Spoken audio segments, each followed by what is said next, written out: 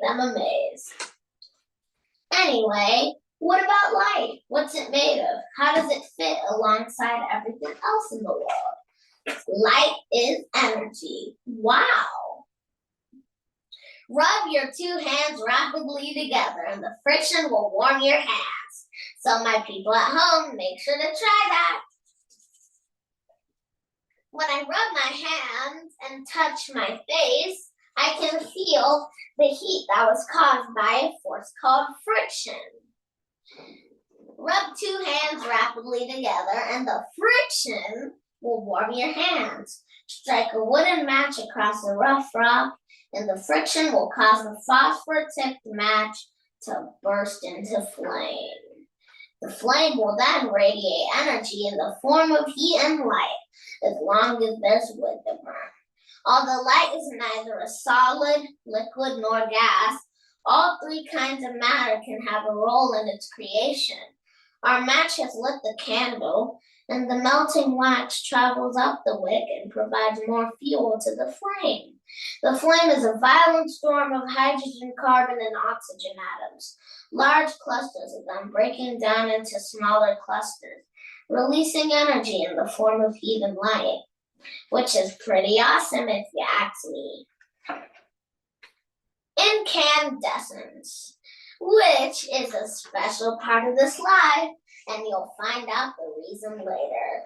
Light that comes from heat is called incandescence.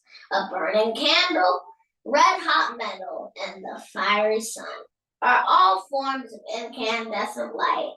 At left, a trickle of electricity keeps the coiled metal filament due to resistance in the wire, emitting a soft red glow.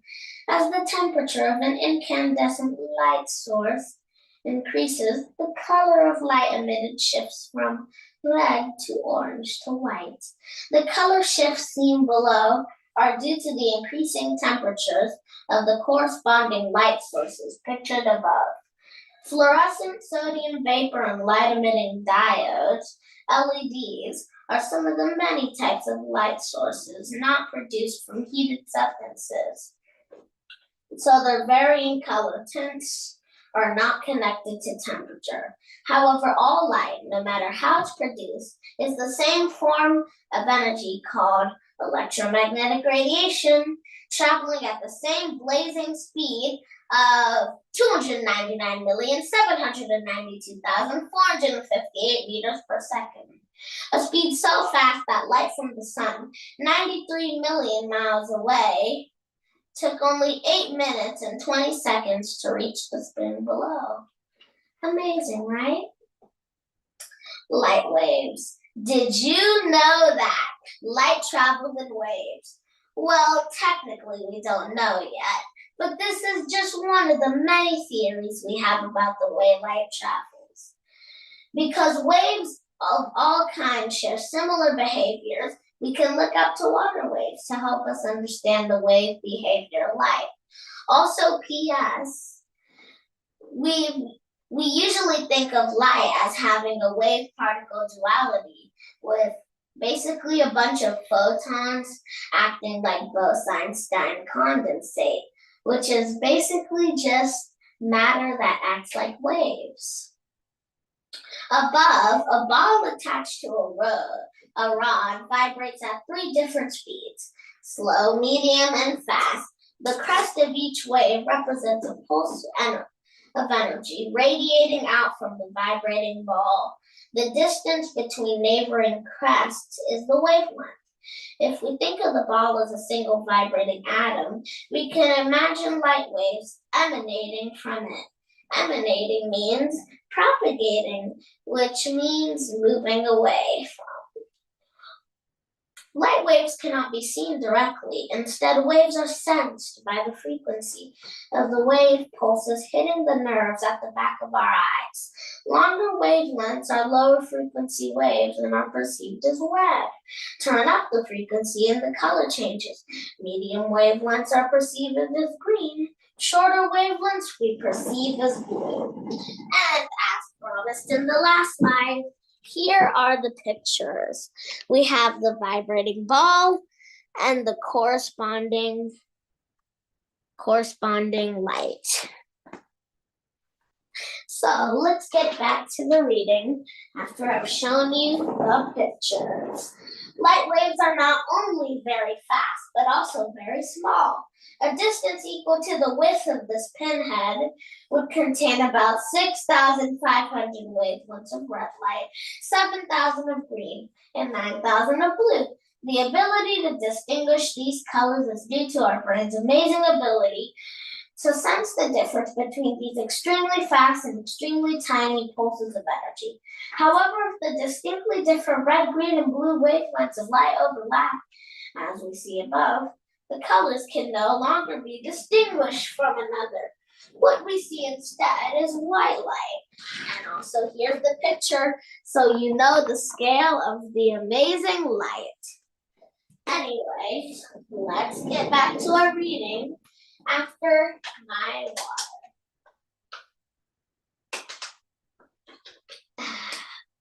Now that's some epic water. Epic! Anyway, a light obstacle course.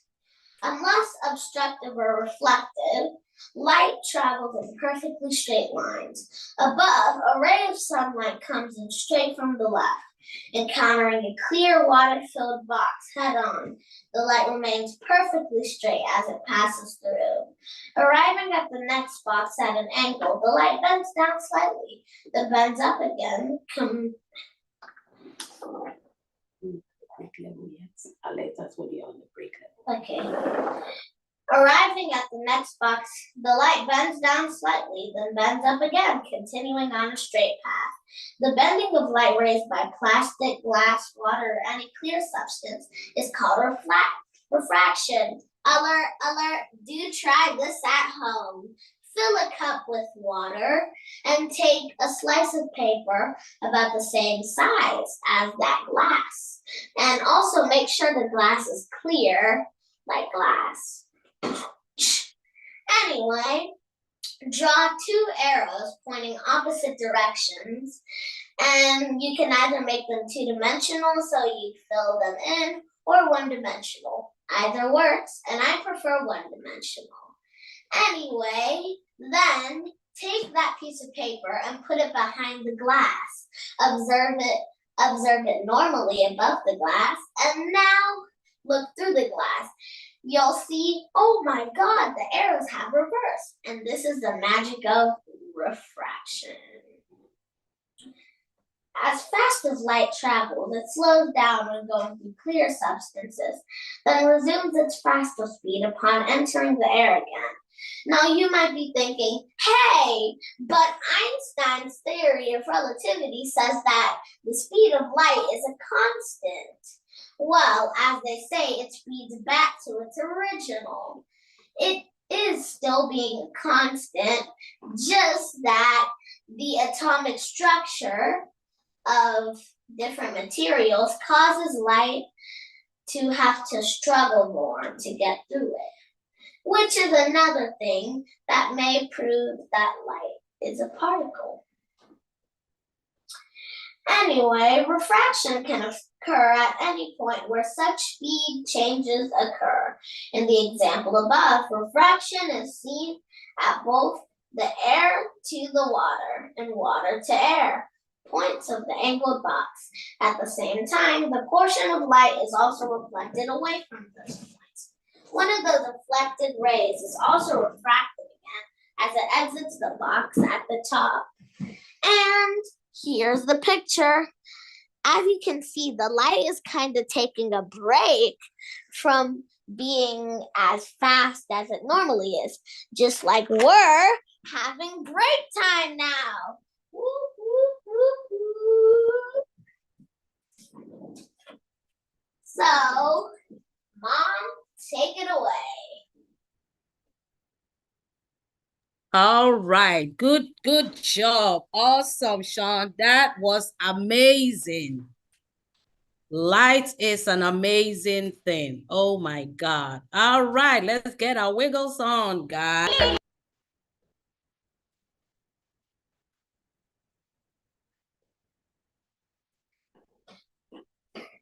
That was amazing. That was some dance right there, Sean. That was I pulled cool. off the Squidward.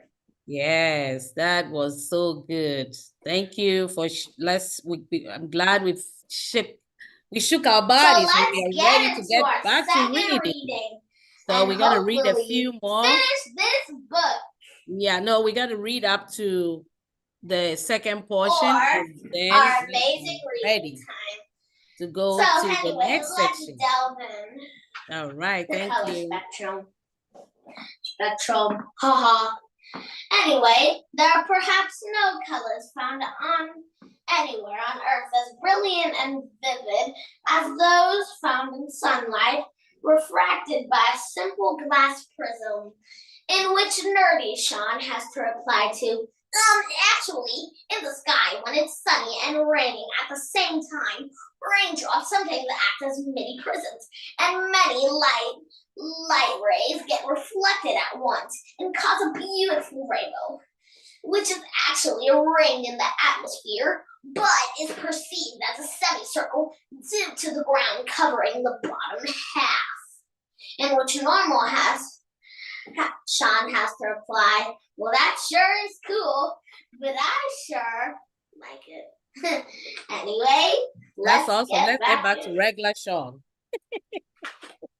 yeah, regular Sean has so here, so it should be noted that a photograph, especially those reproduced in a book, cannot fully capture the purity and intensity of color that's observed directly by the human eye. Here, the full range of the sun's colors are spread out on a piece of paper that has been placed in the path of refracted light. That range of color is called the color spectrum and includes all the colors of the rainbow: red, orange, yellow, green, blue, indigo, and violet.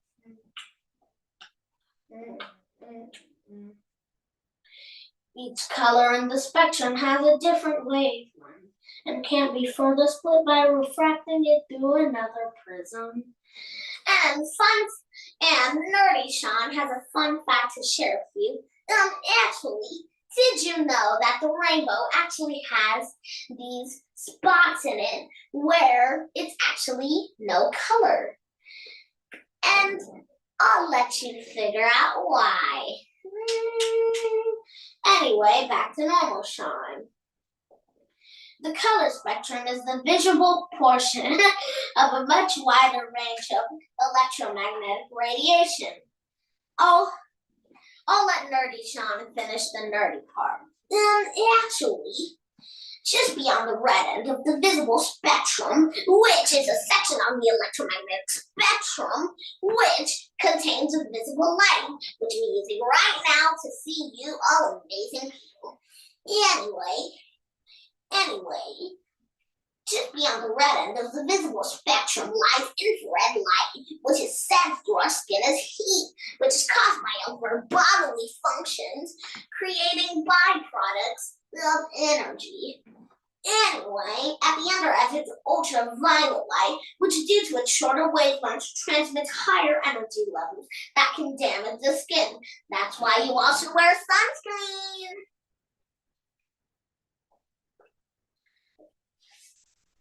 A vanishing color trick. Alert, do try this at home. Overlapping red, green, and blue light will appear as white, but what color is made from overlapping just red and green light? If you're used to getting brown from mixing red and green paint, you may be surprised. Red and green light make bright yellow.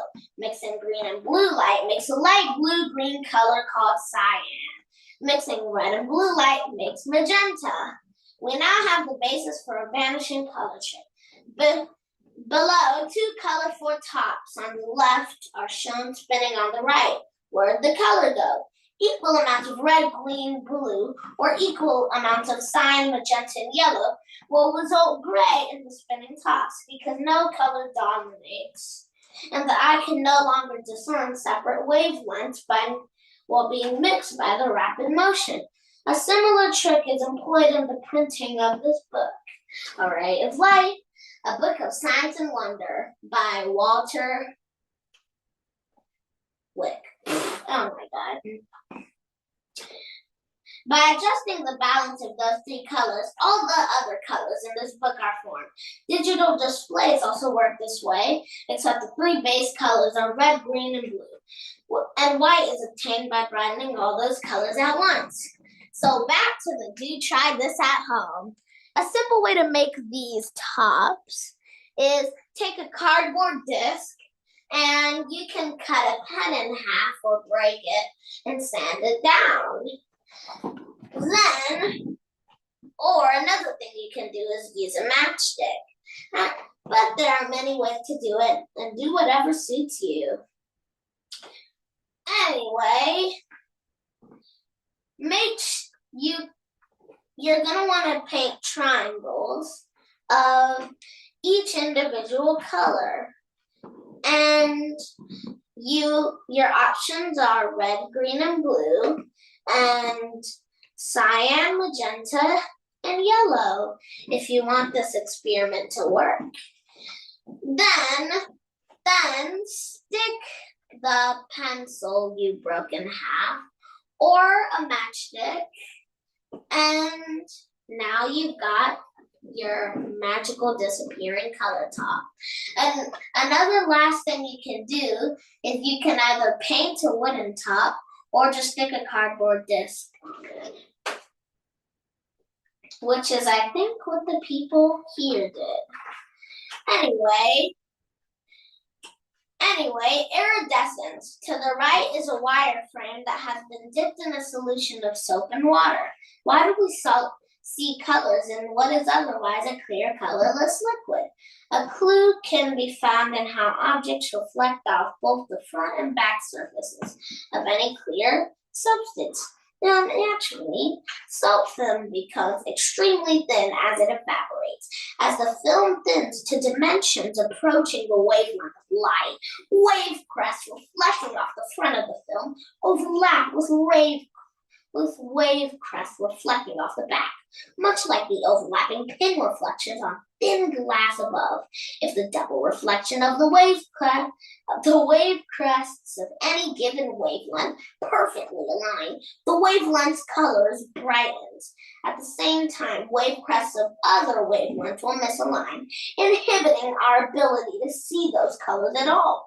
This combination of alignment/misalignment of wave crests is called interference, which is a property of waves. The resulting shimmering color is called iridescence. The varying swirl of brilliant colors is due to the ever-changing thickness of the film. Now, I will not show you the picture of this beautiful drawing and script. Just kidding. Let me show you.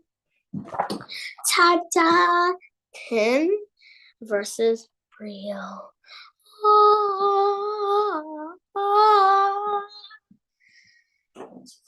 That's only one of the beautiful things that light can do. That is awesome. That is awesome. Awesome. All right, we're going to go on our second break. Yes, we're going to go on our second break and then we zoom in onto the next section. Thank you so much for reading this for us, Sean. All right, let's go. My God. This is so cool. Introduce the Goofy dance. Yes, that is awesome. All right. We're going to move to the next stage where we talk about the word iridescence of the day.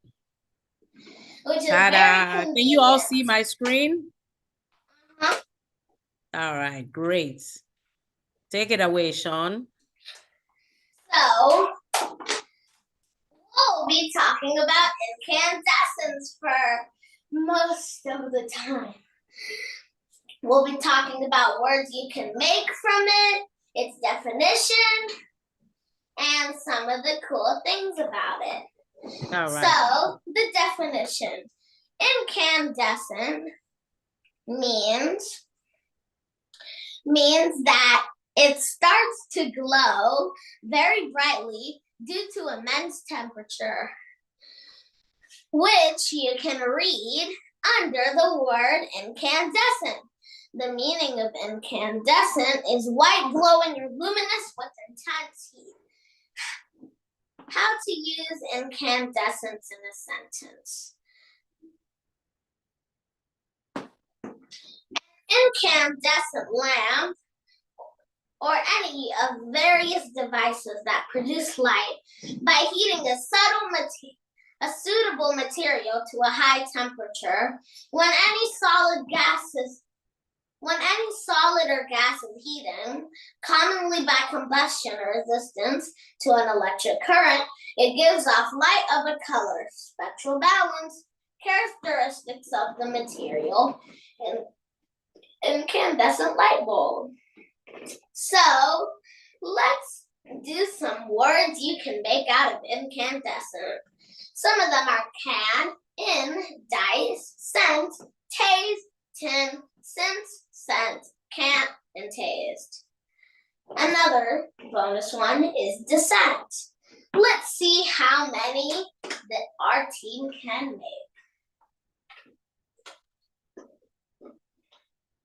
So you all are free to speak out and make your guesses. As you can see, we've got already 30 of them. Can you believe that? And you can make almost 700 of them. So let's try and make that 700 a reality. All right, so you can put your words in the comments. If you have any more words, you put it in the comment section and we will respond to you. But there are so many words that can be formed out of the word incandescent. That is amazing. Awesome. All right, so we'll take our last break and then we'll round it up for the day. Also, after the break, you guys are free to ask any questions about reading with Sean the Science Kid, me, or my family. All right.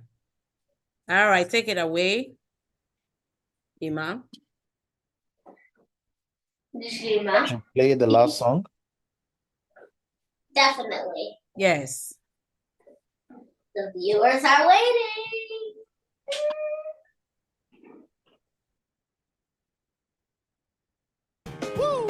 Neutrons, protons, and electrons are an atom's basic parts. And when an electron jumps from atom to atom, that's how electricity starts.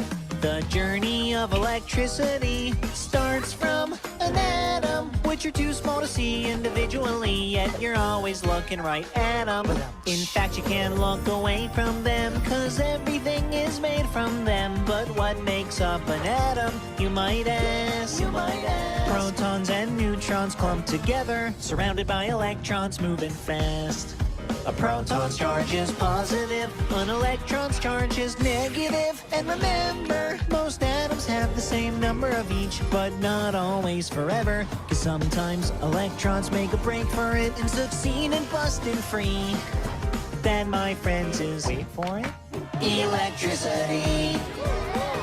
Neutrons, protons, and electrons are an atom's basic parts. And when an electron jumps from atom to atom, that's how electricity starts. That's how electricity starts.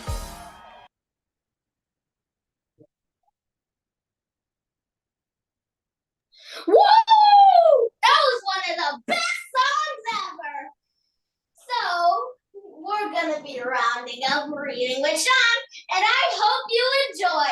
Thank you so much for coming on and spending a little bit of your time to have some fun with Sean. Anyway, we hope you see you around or next time, whichever you choose. Anyway, bye. Keep on sciencing, and don't forget to keep on reading. Bye! And we hope you see us next Saturday for Reading with Sean. Ba-da-da. Bye, everyone. Thank you. And we hope you